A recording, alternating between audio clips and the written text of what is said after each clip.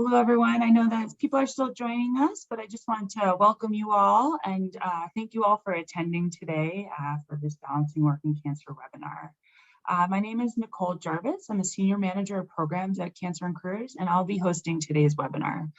Just before we begin, a few housekeeping items related to accreditation. Today's webinar is accredited for CEUs by ANCC, NASW, the New York State Education Department State Board for Social Work, the California Board of Registered Nursing, and the Society for Human Resource Management. If you plan on receiving continuing education credit for this program or a general certificate, please proceed with the following steps on this slide. First, you must log in individually. Participants who listen in on someone else's line will not receive credit. Second, you must complete and submit the evaluation and post-test, as well as receive a passing grade on the post-test. After today's session, you will be receiving an email with all of this information, and that email will be sent out tomorrow by 5 p.m. Eastern Time. Certificates will then be mailed within 4 to 6 weeks if you meet the qualifications. Also, please note that the planners and presenters for this program have not disclosed any pertinent financial relationships or conflicts of interest, and no commercial support was provided for this program. Now, thanks in part to direct support from Genentech, HSN, and QVC, Cancer and Careers is able to offer this 7th year of the Balancing Work and Cancer webinar series. This program is really created to provide patients and survivors, as well as their care teams and employers, with concise, targeted information around the work-related issues that arise after a cancer diagnosis. Additionally, we'd like to recognize Cancer and Careers year-round sponsors who support all of our core programs and really allow us to continue providing all of our resources and services free of charge to help you understand those issues that are surrounding balancing work and cancer. Now, we often hear from cancer survivors that going through a cancer diagnosis and treatment is a catalyst for looking at themselves and their jobs differently. For some, the work they did before is no longer something that they can or want to do. But at the same time, it's really challenging to know how to take the next step. One very practical thing we can all do is identify the skills that we currently have and think about how to enhance them and strategically present them to employers, as well as figuring out those skills that we want or need to have to pursue our next job. Typically, people, no matter what kind of work that they do, think they have less skills than they actually do. So today, to address and discuss this process is one of our incredible career coaches, Kathy Flora.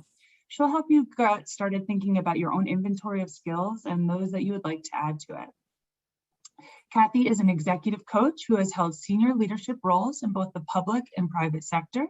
And she's been part of the Cancer and Careers family for a long time, as she was one of our original career coaches and still provides guidance through our interactive coaching site and our other events. In fact, Kathy was the inspiration for our coaching services. So please join me in welcoming Kathy, I'm going to hand it over to get started. Hi, everybody. It's really, really good to be here. And I have to say that in just the last 13 months since I presented this session in 2020, the entire employment world has turned upside down. And the world is all experiencing, from the pandemic, workplace changes that have accelerated what we thought were going to be changes in the future, but it brought them into our immediate now. And I know that you recognize what I'm talking about. While workers experienced a lot of upheaval during the worst of the crisis, which I have on this slide as then, 11 million people in the US lost jobs, 4.5 million women stopped out of the labor market because they had to care for other people or they had their kids home from school. Workers and companies had to reevaluate the workplace completely, and remote work was commonplace. Boy, now that sounds like something that I could get on board with. And now what's really interesting is you can't walk down the street without seeing a help wanted sign everywhere. In the midst of what we now can call the great reopening, there is beginning to be tremendous opportunity to reinvent how we work, where we work, and what skills we're going to need in order to succeed in this new work environment. In the past year, the past 15 months, nearly everyone has reevaluated their place in the world and what's important to them. In fact, there was a recent Pew Research study that found that those who got displaced, those 11 million people who lost jobs during the pandemic, fully 66% are considering changing occupations, changing careers, not just changing jobs. That's enormous. And that statistic runs all the way through different income levels. So it's not just people who were, in jobs that obviously somebody would want to change. No, everybody was reevaluating. And the significant thing about these people who were reconsidering is 30% of those surveyed were already taking steps to reskill for the future. So what's the bottom line in all of this is that if cancer caused you to rethink your career, and I know that it does, your work environment, you might have reconsidered, your skills, you might reconsider. Guess what? You're not alone. So in the next hour, we're going to talk about how you can use this once in a lifetime. What started out as a tragedy may end up being an opportunity, and how you can turn it to your advantage. So my hope is that in our time together, you'll end up with some tools and some processes that you can use to help you succeed in the world of work. Now, where are you heading?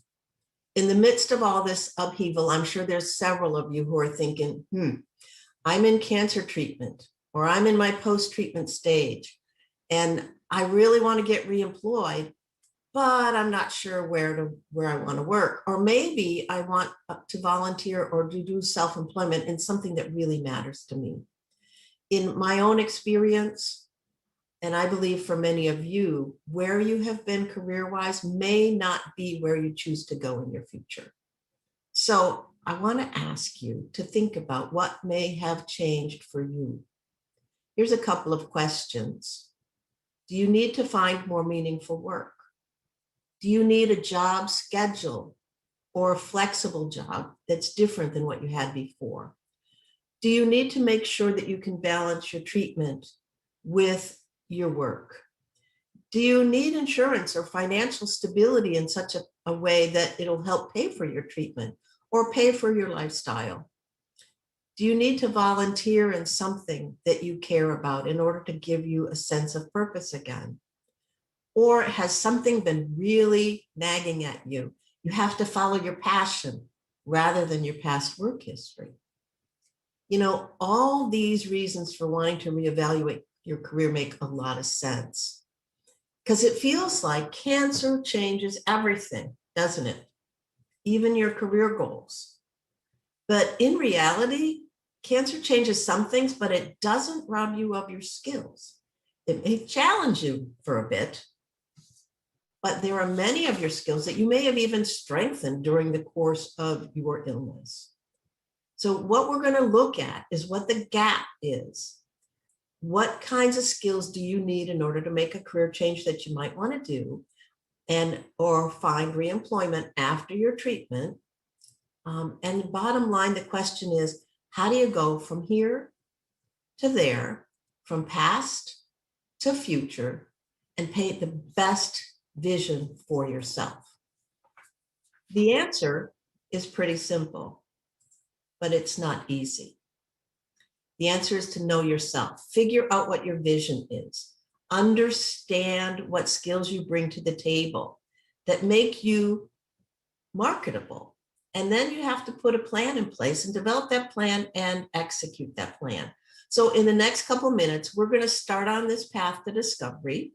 We're going to figure out your short and long-term goals, how to define your skills, make sure that you have the resources so that after this webinar, you can use this process to develop a personal action plan that'll help you achieve the future that you envision. So I'm going to ask you to think about, do you have a new goal? What is that goal?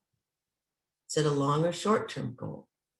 Make sure that you consider your circumstances and your recovery stage and your new normal. I remember back when I was in treatment and I really did want to keep working the whole way through, but circumstances were such that I could not because I lost my job during my treatment. Well, many of us lost our jobs this past year, so you may be in that situation too. It's important for you to craft your next goal, taking into account your own particular circumstances and not let expectations that you had for yourself before or anybody else's expectations of you or any assumptions that you make of yourself, like I should be farther along or I should be able to do everything I used to do. Don't let all that get in the way of your planning for a new vision for yourself. Your goals might be way, way out there, or they might be super focused. You've got to give yourself time to think about these things. Do you want to advance in your current role? Do you want to go back to a similar job or a similar field? Do you want to find a different job in the same field? Do you want to just chuck it all and try something completely different?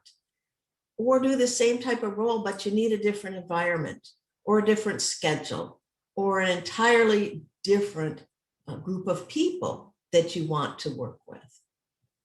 This is your chance to define that vision and make sure that it speaks to you, it meets your needs, and that it feels like it's worth fighting for.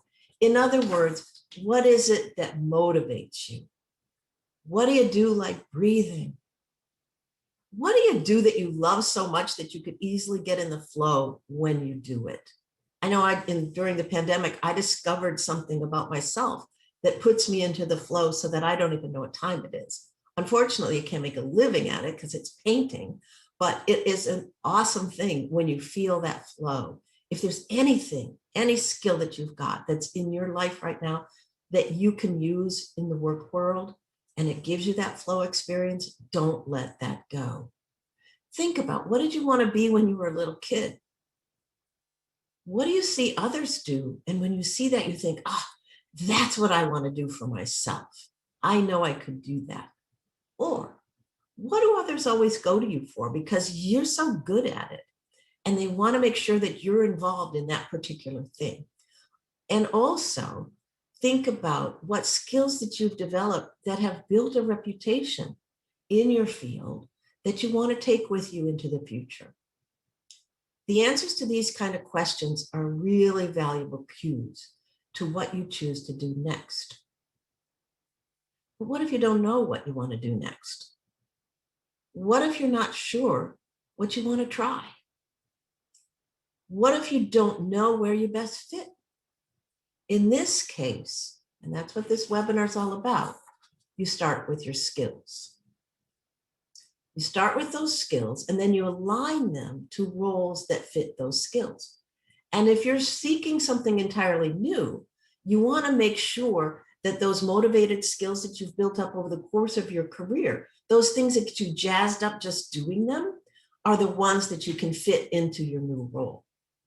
So you want to match those that you've already developed and what is needed in your potential new role, and maybe then close any skill gaps that you have with training or experiential learning through volunteer roles or by testing the waters in a lower level role, and work towards your ultimate goal over time. But always, no matter what, it's important to start with your professional skill set. I want to talk to you about that for a minute, okay? The skill set is going to be the bedrock foundation for figuring out and then achieving your vision.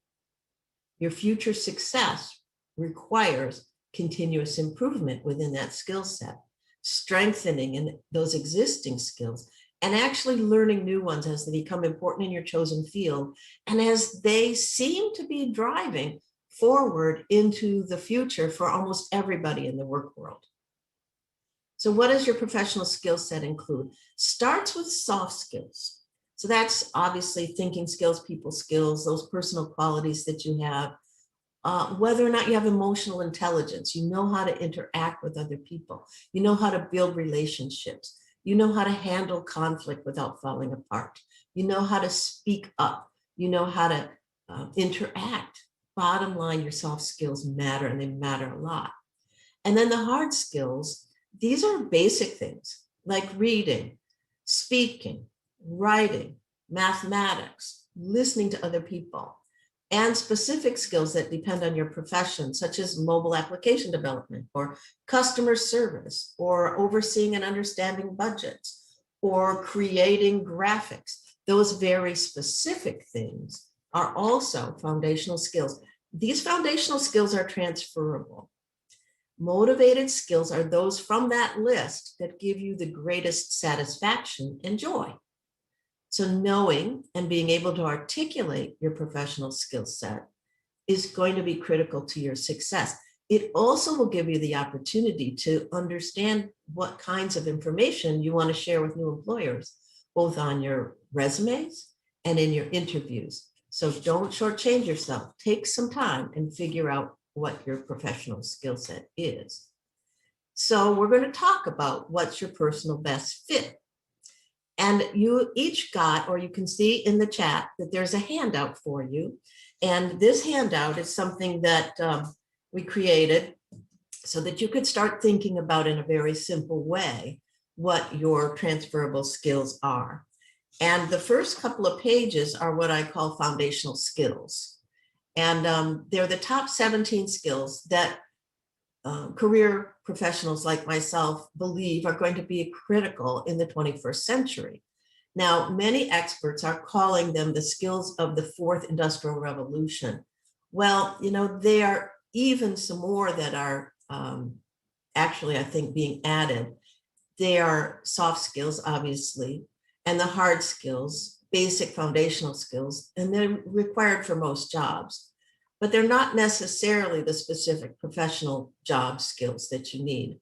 So we're going to get to that next. But basically first, when you get to inventory yourself, check off in the first 2 pages of this handout the skills that you feel like you can claim, particularly those that you feel are your core strengths. Don't worry if you've not done them in a while, because many of us have put some of our work life on hold for a little while. But just go with what you know. And then on the 3rd page of this handout, you're going to see a place where you can list the jobs or the skills that you've had on your particular jobs. And what I'd like for you to do is list for yourself at least 5 key skills that you use frequently on the job. Stay away from those that you don't like and think only of those skills that you're motivated to repeat. Ask yourself these questions and then complete this page when we're done with this webinar. The questions are, what are your job-related strengths? In what areas do you excel? What skills or knowledge bring you the most recognition? What professional skills and knowledge areas bring you the most satisfaction? And what do you do that makes you the most proud? In my experience, if you complete these first 3 pages, it's going to give you an amazing sense of accomplishment. It's going to remind you of how capable you have been and how competent you will be in your next roles. So I really want you to take time later to do this portion of the handout. Like I said before, don't shortchange yourself. Go over your old resumes. Go over your old performance reviews. Go over project plans or things that you've got involved in before. They'll help nudge you to remind you of your strengths. And once you've completed this, you've got a really good start on prepping for success. So that's the first part of your handout. And then I also want to show you a couple of other things that I think are important because they are some online tools that are going to help you narrow down some specifics. So let me put another slide up here. All right. These are online tools that are available and prepared by the federal government. They're free and they can help you explore your skills even deeper. So I'm going to take you on a quick tour of 3 of them. And I don't want to go out to the exact sites right now because we don't have time. So I took screenshots, but I want you to know that in the handout that you've downloaded from the chat, you can actually see that the URLs for these three are listed on, I think it's page 5.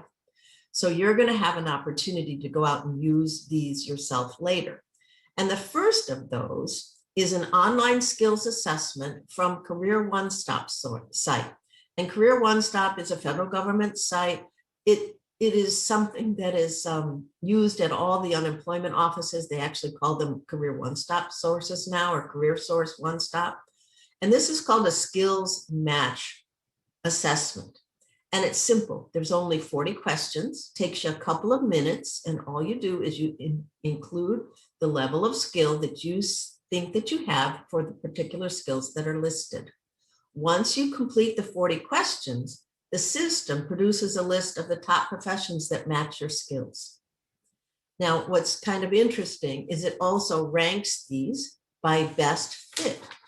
Now, what you see here is the results of my own assessment with the top skills, the top 150, if you keep scrolling down, that match the skills that I listed.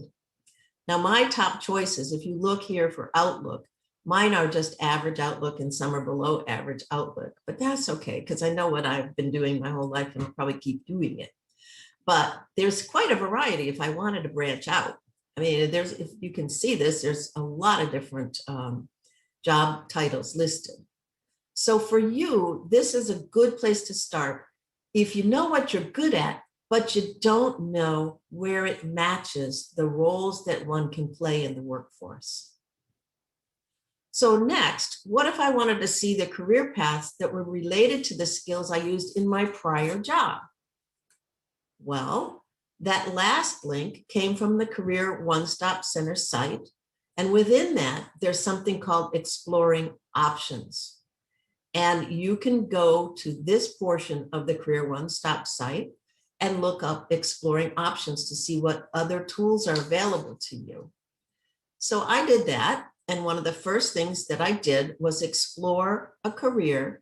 And I typed the name of look at the screenshot on the left-hand side here. I typed Information Technology Project Manager in there as a potential career that I wanted to see what else matched.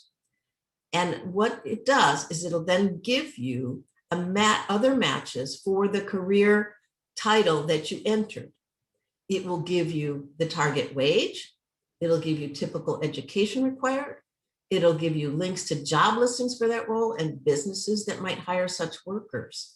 And it also gives you the outlook. Now, if you look just above this little arrow at the bottom, there's yellow words that say bright outlook. That means, wow, in this particular job that's listed 1 to 3rd, that one has a bright outlook for the future. I'm sure these have been updated, and they're updated on a regular basis because the Bureau of Labor Statistics, which is part of the Department of Labor from our federal government, is constantly updating these tools. So this is a great place for you to see how your job might relate to other roles and what the potential might be for other roles within that. Now, on the right-hand side, I use the same tool, but I wanted to explore what kind of training would be available for certain jobs in a particular zip code. So I listed a job title. And in this case, if I look at it, I almost can't see it, but first line supervisors for non-retail sales workers. I thought I'll check that out. And I wanted to know what was available within the zip code that I listed here. I think it's 48023, which is somewhere in Lansing, Michigan. And what happened is then it popped, or 48823, I guess. It popped up a list of potential training opportunities. And I can see that I can get a certificate program for that particular role if I wanted to click on that second arrow. And it tells me that I can get that certificate at Lansing Community College, which is actually down the road from where I used to live. So it also tells you the amount of time it takes, etc. So you can see how this is a really important tool to use if you need to replace a particular skill, update a skill, or you have a job that you want to try for that's related to an old job that you had. but you might have a skill gap or two and you need to close that gap. Now there's one more source I want to show you really quickly. And I just love this one. And it has a really silly name. It's called ONet Online. I have absolutely no idea why they named it that, but this is a federal government site that contains so much skill and job information that when you get to the point of planning, you're going to want to dig into this one. Use their advanced search feature, and you can dig into occupations that use your skills. You can determine what the demand is. You can see what the role requires. You can see where to get training. You can see what the salary range is for your locale. And you can even link to job postings. So it's super worth your time to noodle around in this site to begin to build towards your plan of aligning your skills to your vision. So there's 3 things for you to check out. You want to check out the one-stop, the Career One source. You want to check out exploring your options, and you want to check out some deep skills research as you're building your skill profile. All these resources are listed in the section of your handout, so you can access them once the webinar is over.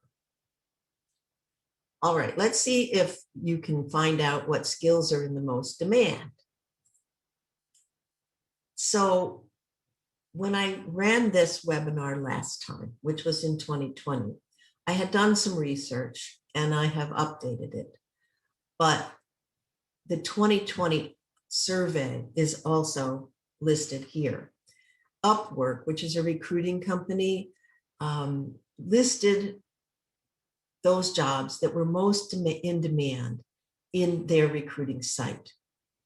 Now, the world has made a dramatic evolution to the digital since this 2019 survey.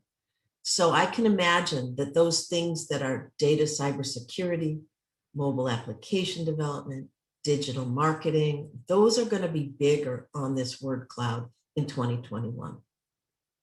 But it won't just be the tech dominant skills that are in demand.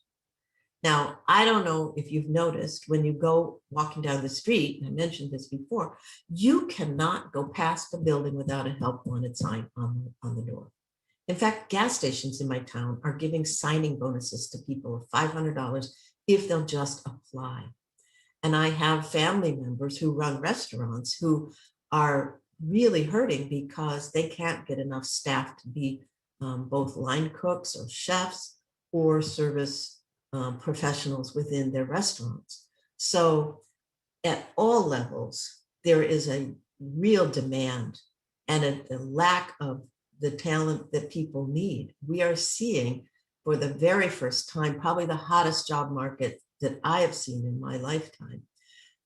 There's a competition for truckers. There's a competition for logistics folks. Oh my goodness, we all know this because we order everything online, and there's a inflation happening because some of the supply chains are stalled. Also, just want to point out to you that there was a recent Forbes magazine article that listed 8 job skills to succeed in a post-coronavirus world. Whew. I hope we're in a post-coronavirus world soon.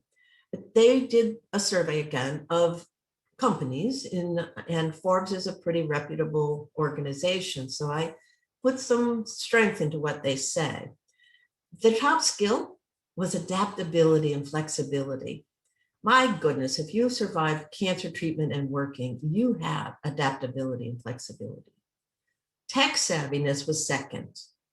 Creativity and innovation was third.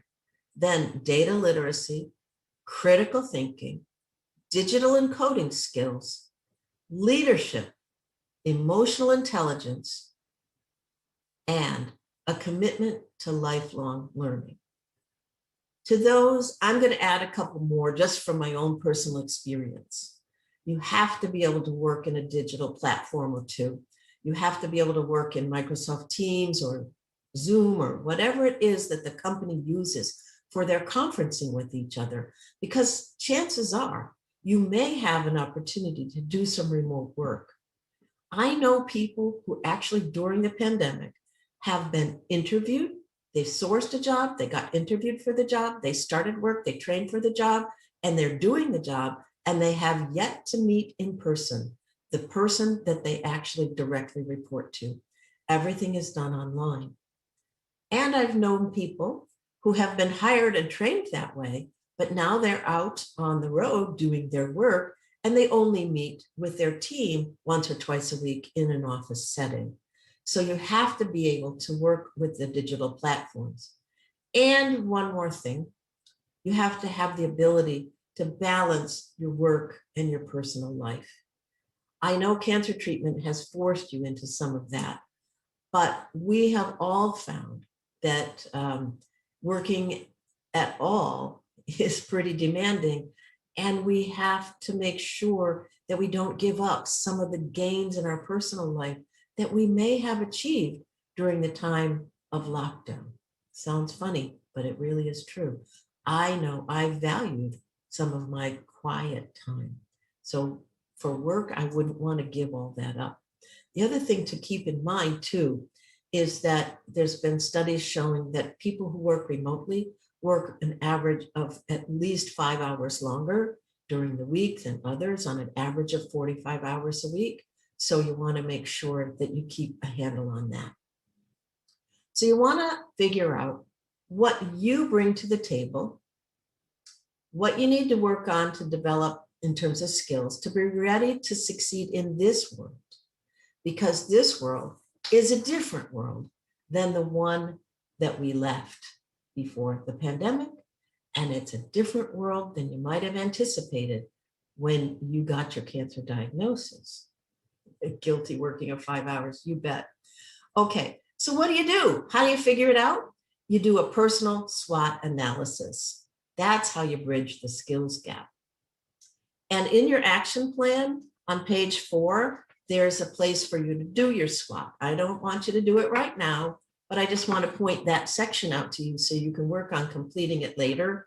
When you have time to do your skills research, you get into all those sites, and then you put your plan in place. Doing your personal SWOT analysis is a little different. If you've ever been in a situation where you did a business strategic plan, then you know that a business SWOT is where you look for your business's strengths, which is the S. What's the weaknesses, which is the W. What the opportunities are that you face in the marketplace, and what are threats in the marketplace in order to do a business plan for the future and do your budgeting and everything else. But when you're doing a personal SWOT analysis, that's a little bit different. You want to start with S, which is your motivated skills or your strengths, and those skills that you love using, okay? These you get from page 3 and page 1 and 2 in your handout. Then your W isn't your weaknesses, it's your workarounds. Some of you may need some temporary workarounds when you're planning for your future. You might have to get some training, and you don't want to drive very far for it. Maybe you need a job where you can work at your own pace or where you can work from home. Maybe you have to choose job targets that allow you to work part-time, and that's a workaround. You need a different schedule. Or you need to find positions that don't require you to stand a whole lot. Any of those workarounds are important for you to think about, to ask your medical team about if need be, and to take into account when you're doing your SWOT. And then the third is not so much your business opportunities, but your options for growth. That refers to your skill gaps.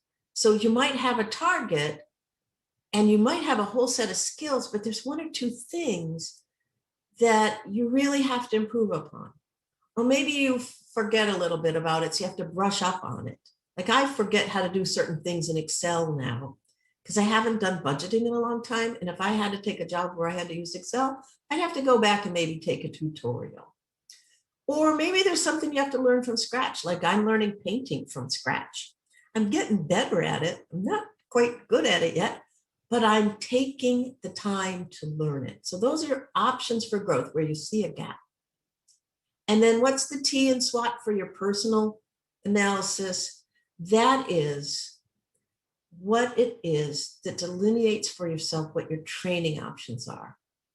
And that means within your circumstances, within your own finances, and within your own timeline, how are you going to gain those skills? So that's a simple format for the SWOT.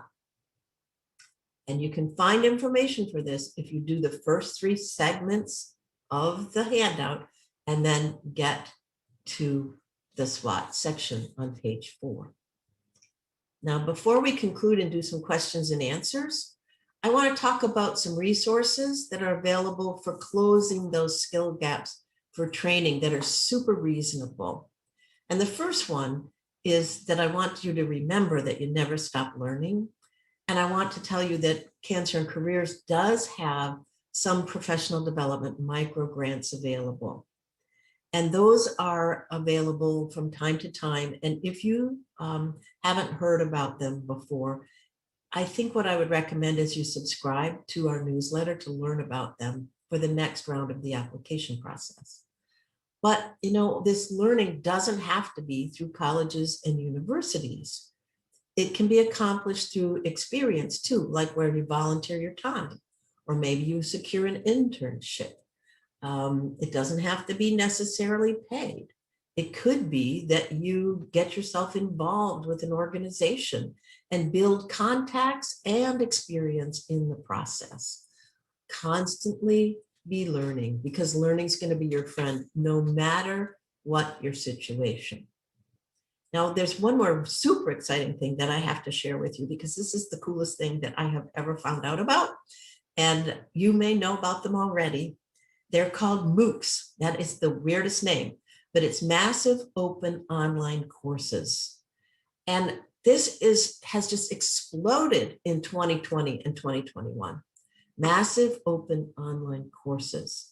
Some of them are hosted by the greatest universities in the world. MIT, Stanford, Cambridge, they're unbelievable. Some are hosted by independent learning organizations. Some are hosted by digital platforms like Google or LinkedIn, Linda by LinkedIn, Google Garage, Digital Garage. Those are amazing. edX, Coursera, master courses. They are amazing. They're open to anybody, usually not with prereqs, unless it's something very specific, like some sort of software that you have to have a basic for first. All offer quality knowledge sharing, free or at a reasonable cost. You can take them at your own pace, one course at a time. You can earn a certificate, you can earn a degree, or you can get micro certificates in a very specific thing. Now, at the end of your handout, there's a list of the top 17 most popular free and reasonably priced MOOCs that we researched. And I actually clicked on them all, made sure they were all still there, got rid of some of the old ones and put some new ones in there. So it's really exciting for you to explore.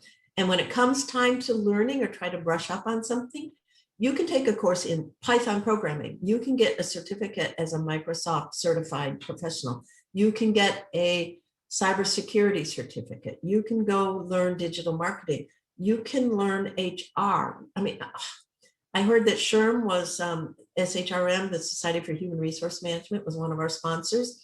They have a number of courses that are available to you. And I can tell you what, they are not all expensive. They're usually extremely reasonable. There's a group called Udemy, Udemy, on the second page of your list.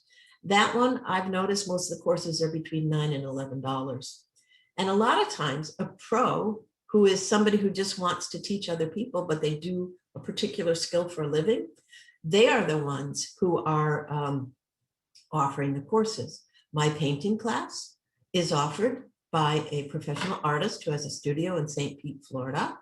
And I have subscribed for $29 a month. And I am getting so much out of it. I can access it 24/7 and learn to my heart's content. I encourage you to do the same thing with any of the skills that you're interested in brushing up on. So look on page 5 and 6, explore them at your leisure. And because I think this is the most exciting thing that I'm sharing with you today, I want you to know that you don't have to be at a loss for how you're going to learn what you need to learn, because you have MOOCs at your fingertips. Have at it. You really can't lose. So what's your action plan for success?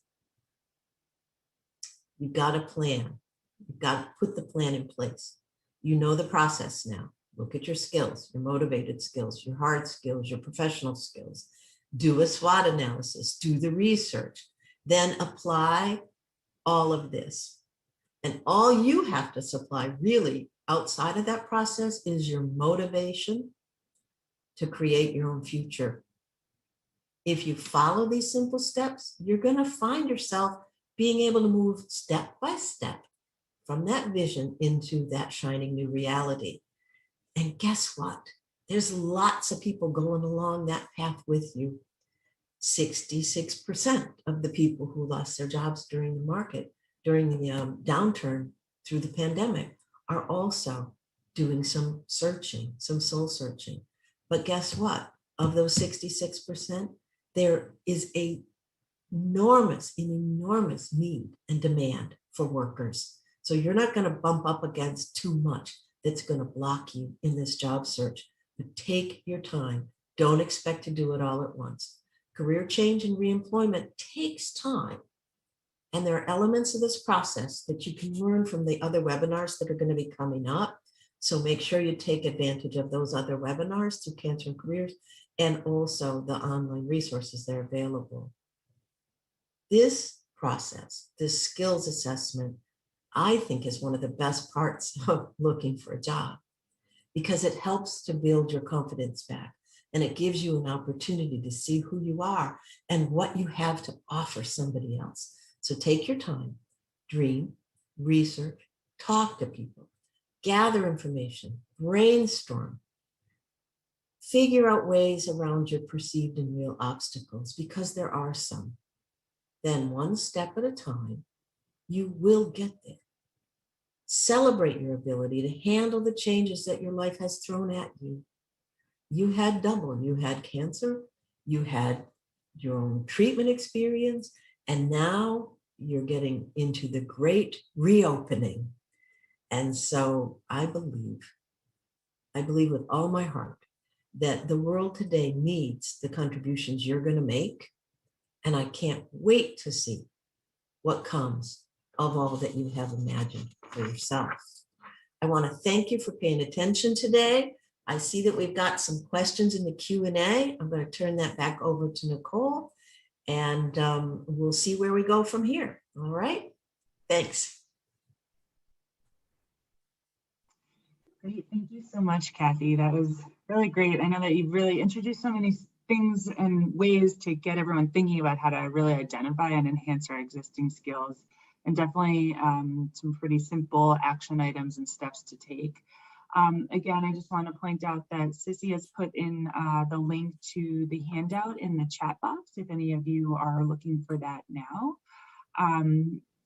Before we move on to the Q&A, I do want to point out that we also have a number of Balancing Work and Cancer webinars coming up throughout the remainder of the year. We do have a new one coming up in September. If someone could just move to the next slide for me. You bet. Thank you. Oh, I cannot move anymore to the next slide. One second. Maybe Rachel can do it. Well, just to break it down, next month we have our session on career change, which is a really great follow-up to this. Here we go. There we go.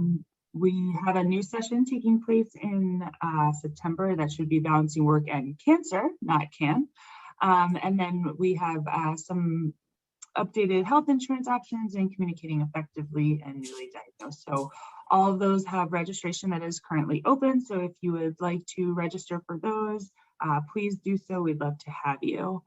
And additionally, here are just some job search resources that can be helpful. We offer our free resume review service. As I mentioned earlier, our Ask a Career Coach message board, which Kathy is very involved in. And then some of our publications and articles can be really helpful as you start to figure out what your next steps are and how you want to get prepared for a job search. I'm going to leave the CE requirements up here while we move on to the Q&A portion.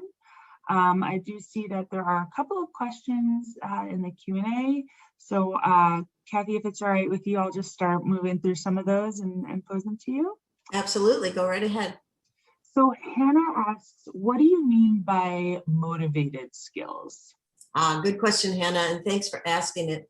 Motivated skills are those things that you know you can do, that you have developed the ability to execute them in the workplace, and you like them. And the like them is really important. You enjoy them, you find that you can do them with ease, you do them like breathing.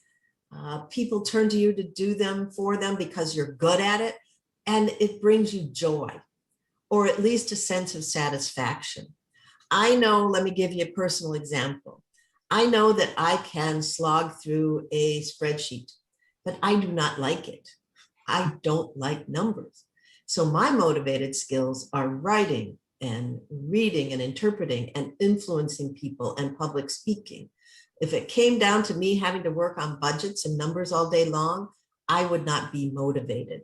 The other things motivate me. I hope that makes sense. Yeah, absolutely. This one comes from Sylvia. I'm still concerned about returning to work and want to look for remote work only. I've never worked remotely before, but I have been helping my kids through their online classes while they were at home. Is that something that you think I can put on my resume as a skill? Yeah, absolutely. I think one of the things that all of us are experiencing is that most of us hadn't worked remotely before, Right. but people were figuring it out as we go. And that's why, somebody makes a t-shirt that says you're on mute on one of the commercials that you may have seen, because we're learning these strategies as we go. And you had to learn a lot helping your kids with online learning. And so, yeah, you can say you were an online learning coach to your children. I mean, companies are becoming more and more child friendly now too. One of the things that I got that I think is so cool, just before this webinar, I got an email from flexjobs.com. And that's one of the resources that we have on cancer and careers. And it's actually on the slide that's just before the CEU requirements. They just published a list of the top companies that are hiring remotely. And so I think it's a neat thing for you to go and look at their blog, and you can get through this discount code cancer, you can actually become a member of FlexJobs and see the opportunities there. But their blog is free, and you can go and you can see who are the companies that hire most remotely, and just see what sorts of opportunities there are working remotely. And I can understand why you need and want to do that. Many, many people have found that it works for their lifestyle, and it works for not only parents, but people who don't want to commute a long distance, or people who live somewhere different than where the opportunity is. I know there are several people on the Cancer and Careers team who don't live in New York City.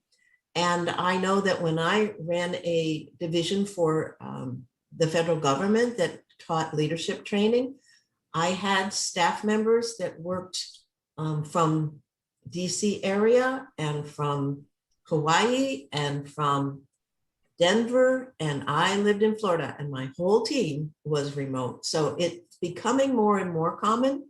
And I think you're going to find that there are more opportunities than you ever could have imagined prior to the pandemic. Okay, what's next? Yeah, absolutely.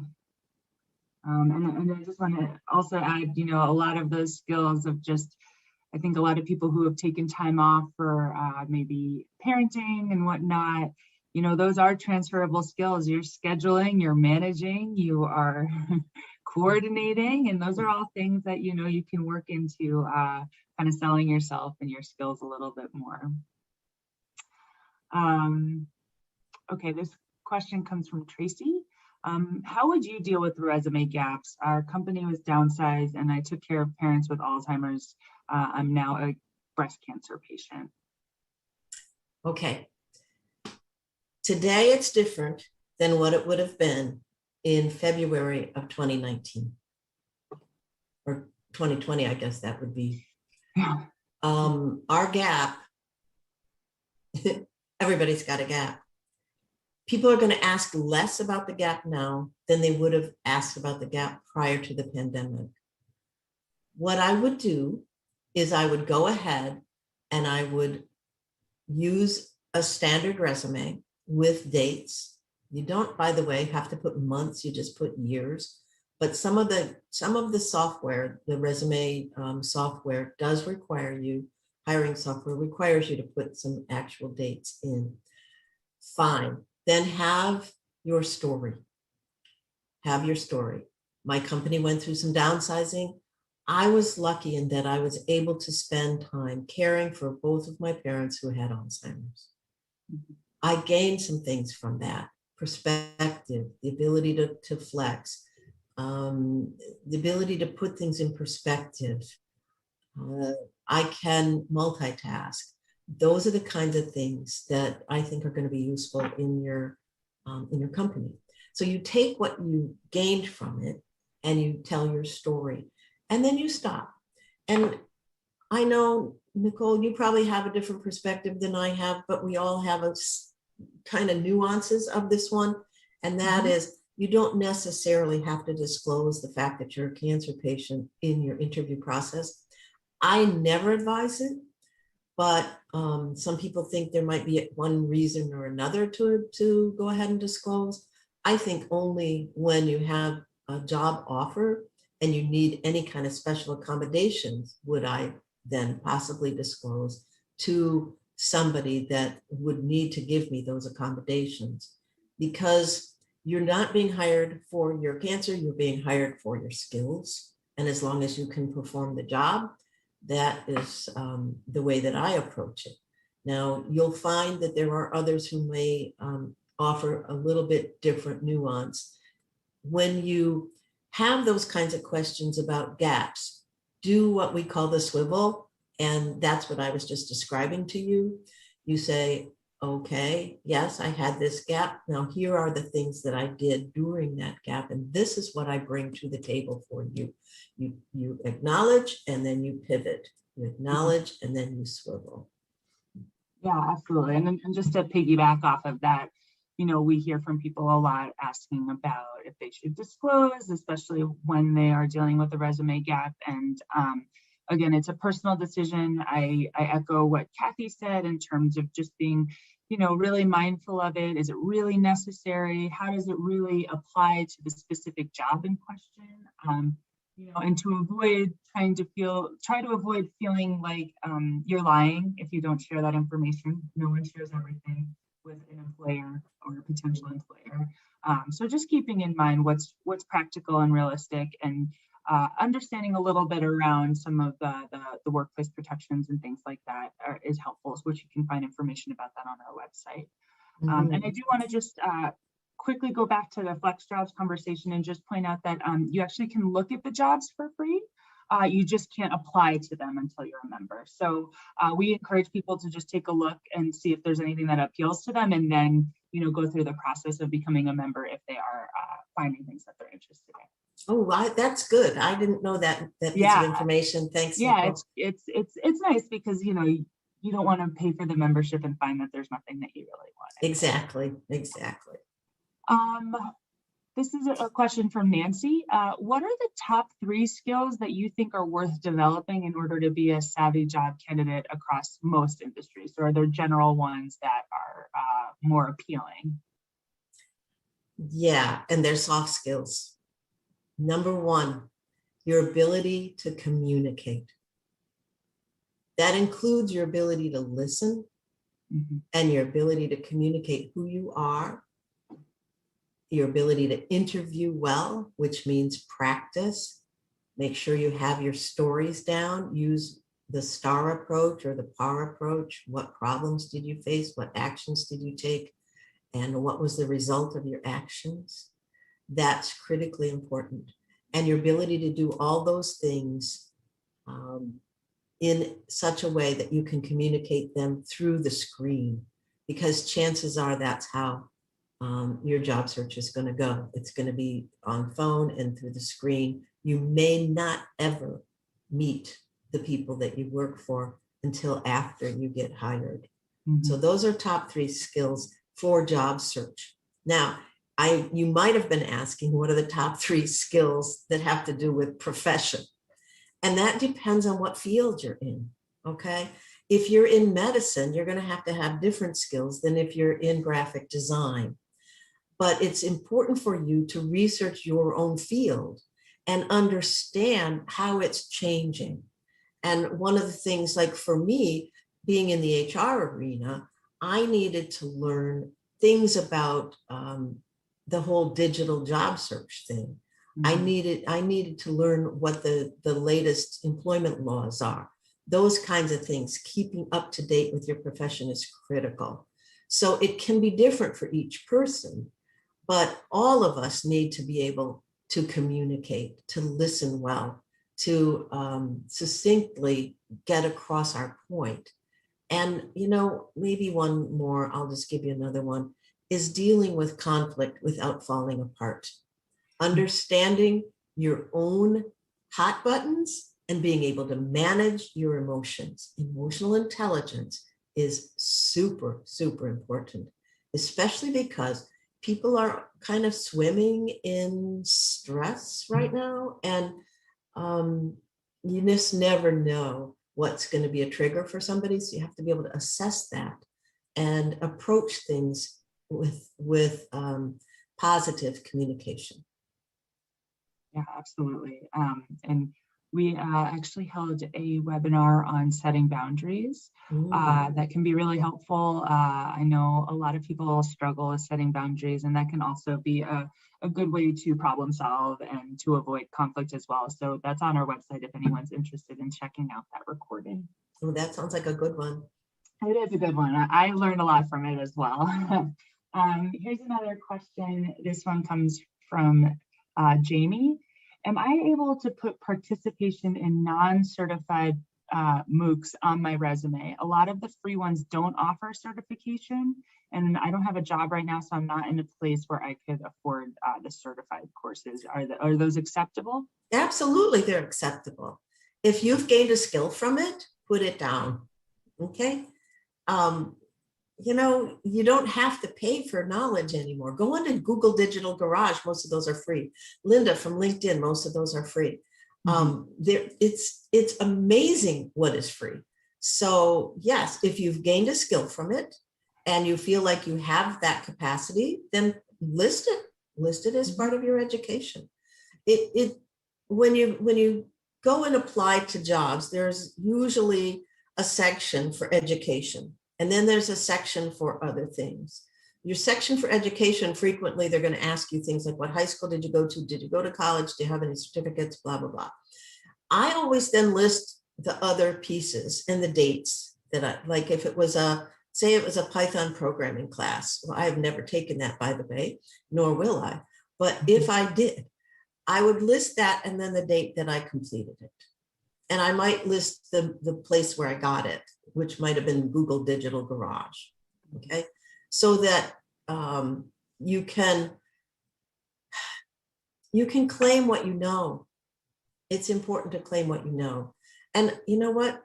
A lot of the jobs that are coming up today don't require you to have 4 years of college plus. They require you to have a set of skills, especially some of the technical ones. So feel free to both explore those, take those, and claim those. Yeah, it certainly seems like on a lot of job descriptions and job board ads, it talks about, these are the preferred, experience, but if you have alternative experience, you can expand on that. And I think that that's something that shows that, there's not a traditional path that people are taking. And so companies might be a little bit more open to alternative experience than we might originally assume. Never read a job description as that is all that's required. Read it as that's their ideal. If somebody fell from the sky with everything they wanted, that's what that person would be. If you have some of those things and you think you can sell yourself, apply anyway. You never know. You might be just exactly what they're looking for. Absolutely, because personality can certainly play a role in it as well. And fit. So we are at the top of the hour. So if we didn't get to your questions today, please shoot us an email. We'll be happy to get to those. If you wouldn't mind, Kathy, would you mind just repeating the 3 most important soft skills that you had mentioned before? Okay, I'm going to put them in a different order, but I can tell you what they are. Okay. Emotional intelligence, the ability to handle conflict in an appropriate and positive manner, the ability to communicate, and that is the ability to listen well, and the ability to articulate your thoughts in a clear and concise manner so that you can both influence, lead, and have everybody understand. Absolutely. Great. Thank you so much. You bet. So, okay, for the sake of getting everybody out on time for the most part, we're going to end here. As I mentioned, if we didn't get to your question today, please shoot us an email at cancerandcareers@cuw.org, and we'll be sure to either answer it ourselves or get an answer from Kathy. As I mentioned, we will be emailing the online evaluation tomorrow before 5 p.m. So if you wouldn't mind taking the time to fill that out, it really helps us develop these programs and also allows us to continue to receive the funding to have these kinds of programs for free. Thank you again, Kathy, for your absolutely valuable insights and for always being such a great contributor to Cancer and Careers. And thank you all for attending today. I hope you have a great rest of your day. Appreciate it. Bye, everybody. Bye. Thanks, Kathy.